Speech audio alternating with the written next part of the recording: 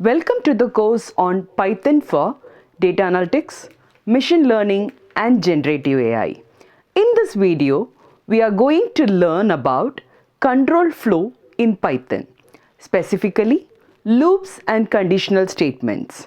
Control flow tells us how a program runs.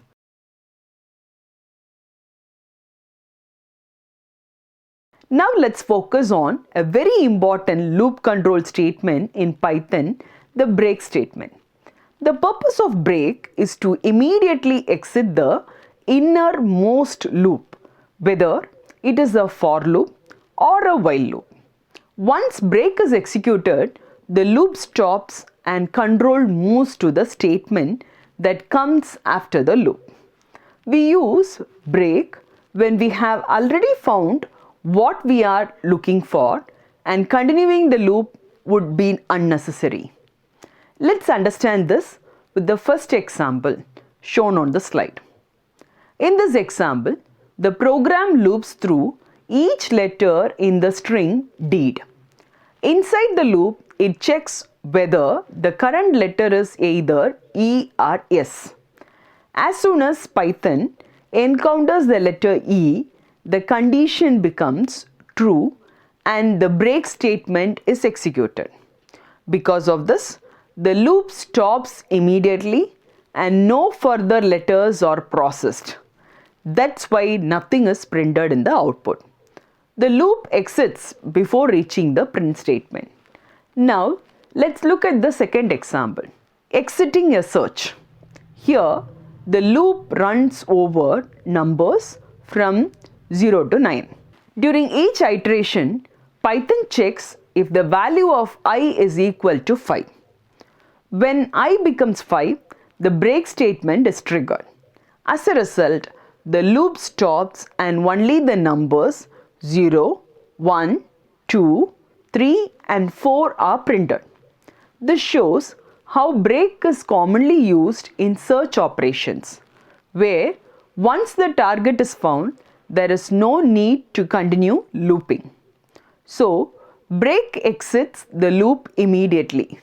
It saves time and improves efficiency. It is especially useful in searching and validating scenarios. Now let's understand another important loop control statement in Python, the continue statement. The continue statement is used when we want to skip the remaining code in the current iteration of a loop and immediately move to the next iteration. Unlike break, continue does not stop the loop completely. It only skips the current cycle and allows the loop to continue running. Let's look at the example. Here, the loop runs through numbers from 0 to 9.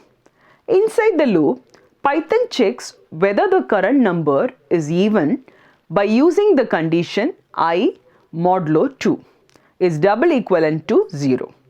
If the condition is true, the continue statement is executed. This means Python skips the print I statement for that iteration and moves to the next number. As a result, only odd numbers are printed. That's why the output displayed on the right side of the slide shows 1, 3, 5, 7 and 9. This example demonstrates how continue is very useful for filtering data, where we want to ignore certain values but still process the rest. It's also important to remember the key distinction. The break statement exits the loop entirely, while the continue statement exits only the current iteration. So, use continue to skip specific cases. The loop keeps running after skipping. It is commonly used in filtering and validation scenarios.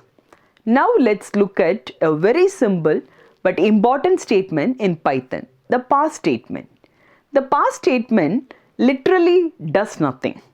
It is used when Python requires a statement synthetically, but we don't want the program to perform any action at that point. In other words, pass acts as a placeholder. Let's understand why this is useful. Sometimes, while writing code, we want to define the structure first and fill the logic later. In such cases, Python does not allow empty blocks. That's where parse helps. Let's look at the common use cases shown on the slide. The first use case is using parse as a placeholder for future code. In the example shown, a function is defined but the logic is not yet written. Using parse allows the program to run without errors while reminding us to implement the function later. The second use case is creating minimal classes. In Python, a class definition cannot be empty.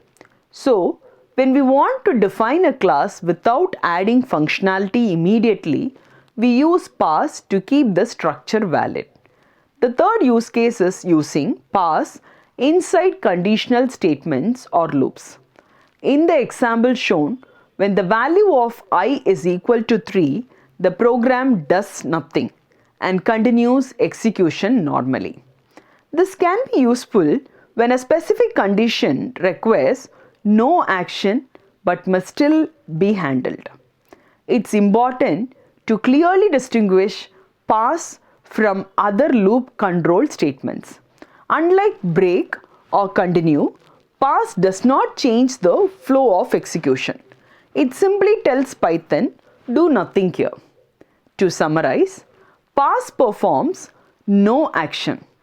It prevents syntax errors in empty blocks. It is commonly used as a placeholder. Now let's look at a unique and powerful feature in Python that many learners often miss, the else class with loops. In Python, both for loops and while loops can have an else block. This is different from what we usually see in other programming languages. So let's understand how it works.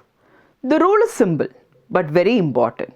The else block of a loop executes only if the loop completes its entire sequence normally, that is, without being terminated by a break statement. If a break occurs at any point, the else block is skipped. Let's understand this using the example, searching for prime numbers. In this example, the outer loop takes numbers from 2 to 9. For each number, the inner loop checks whether it has any factors. Inside the inner loop, Python checks if the number is divisible by another number. If a factor is found, it prints the multiplication and executes a break. This break immediately exits the inner loop, which means the number is not prime. Now, here is the key part. If the inner loop finishes completely without encountering a break, then Python executes the else block associated with the loop. That else block prints that the number is a prime number. So in simple terms, if a factor is found, break runs, else is skipped. If no factor is found, no break, else runs. So loop else is executed only when the loop finishes naturally. It is commonly used in search and validation problems. It improves clarity when checking conditions like not found. Now let's discuss on important best practices in Python, especially when working with lists and dictionaries. This is a common mistake many beginners make, and even experienced programmers need to be careful here. The main problem or pitfall is this: modifying a collection while iterating over it can lead to unexpected behavior and bugs. When you change a list or dictionary while looping through it, Python may skip elements, behave unpredictably, or even raise errors. That's why Python encourages safe iteration strategies. Let's look at the first safe. Strategy 1. Iterate over a copy of the collection. In this example, we have a dictionary of users with their status active or inactive. Instead of looping directly over the original dictionary, we loop over a shallow copy created using users.copyof. This allows us to safely delete inactive users from the original dictionary without affecting the loop. The loop works on the copy, while the original dictionary is modified safely. The diagram on the right visually shows this idea.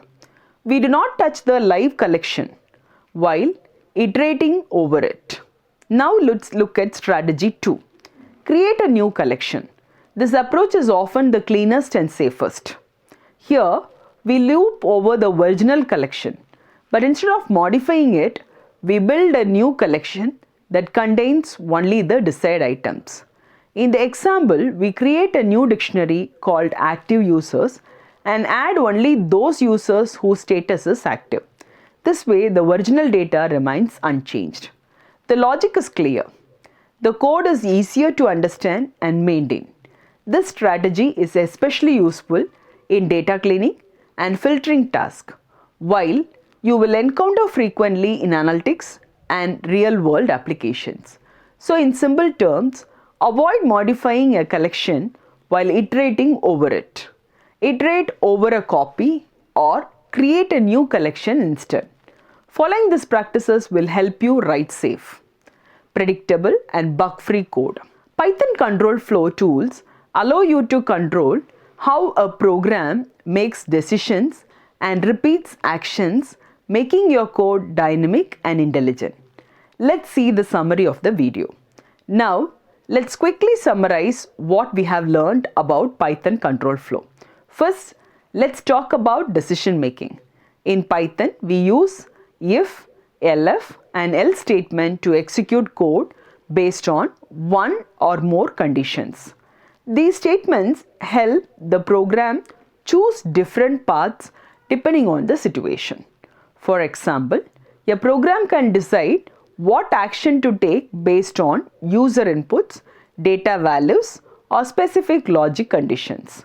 Next, iteration and loop controls. A for loop is used when you want to perform an action on every item in a known sequence. This could be a list, a string, or a range of numbers. Whenever you know how many times the loop should run, a for loop is usually the best choice. Then we have the while loop. A while loop is used to repeat an action as long as condition remains true. This is especially useful when the number of repetitions is unknown in advance. The loop continues running until the condition becomes false. Now let's look at the loop control statement. The break statement immediately exits the loop when a specific condition is met. Once break is executed, the loop stops completely and control moves to the next part of the program. The continue statement works differently. Instead of stopping the loop, continue skips the current iteration and moves directly to the next one. This is useful when you want to ignore certain values but still continue looping. Python also allows us to use else with loops. The else block executes only if the loop completes normally, without encountering a break statement. This is commonly used to confirm that a loop finished successfully without being interrupted. The key takeaway here is, together these control flows tools help you make decisions, repeat tasks efficiently, and control program execution precisely.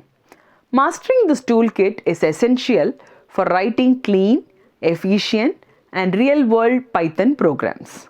Thank you. So let's open Jupyter Notebook, write some Python code together, and bring these control flows concepts to life.